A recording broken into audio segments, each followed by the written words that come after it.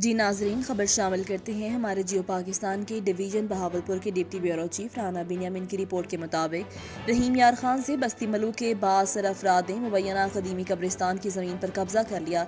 कब्रिस्तान की ज़मीन पर हल चलाकर फसल काश्त कर दी। मकीनों का एहतजाज वज़ीर आला सरदार उस्मान बुज़दार और डिप्टी कमिश्नर रहीम यार खान खुर्रम शहजाद से नोटिस लेने की अपील।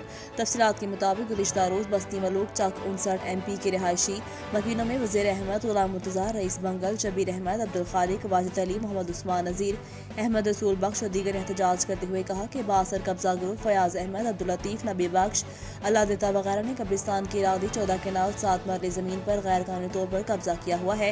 हमारे कब्रिस्तान की ज़ाती मलकियती अलग खाता है। मलकियतों ने इल्ज़ाम लगाया कि बासर ने ज़मीन पर कब्जा किया हुआ हमारे अजदाद की फसल काश्त कर दी गई है। दरख्वास्तें देकर हमें हिरासा करते रहते हैं और कब्रिस्तान की ज़मीन हथियाना चाहते हैं और कहा कि यह ज़मीन हमारी इसलिए है, तुम्हें नहीं देंगे।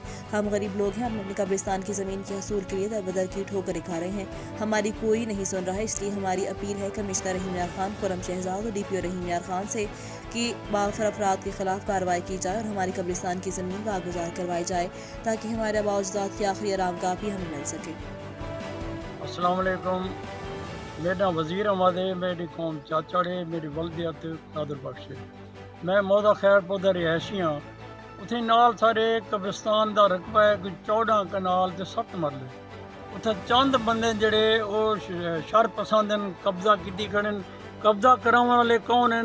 एक नवीद नां का बंदा है जरा पुलिस दे विच नौकरी है, जेल दे विच ड्यूटी होंदी, या बशीर अहमद है। ये शर पसंद हैं जेड़े उन्होंने दे सपोर्टर हैं। उन्होंने कब्जा करवाई खड़े, रोज़ छेड़ा पोई खड़े।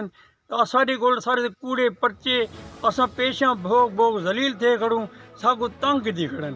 तो वज़ीर आला अपना DPO साहब, डिप्टी कमिश्नर साहब, DC साहब को साड़ी रिक्वेस्ट है बराए मेहरबानी सागू और जा खाली करवा देवें। असा तंग हो सारे को कब्रिस्तान के पानी छोड़ी खड़े। असा कबरी वास्ते जा कोनी, असा बड़े तंग हो। बराए मेहरबानी इलाके की जरूरत है, हालांकि मरना हर कहीं है, इन्हों को कोई मौत नहीं नजर आती पी। असा बड़े परेशान हो।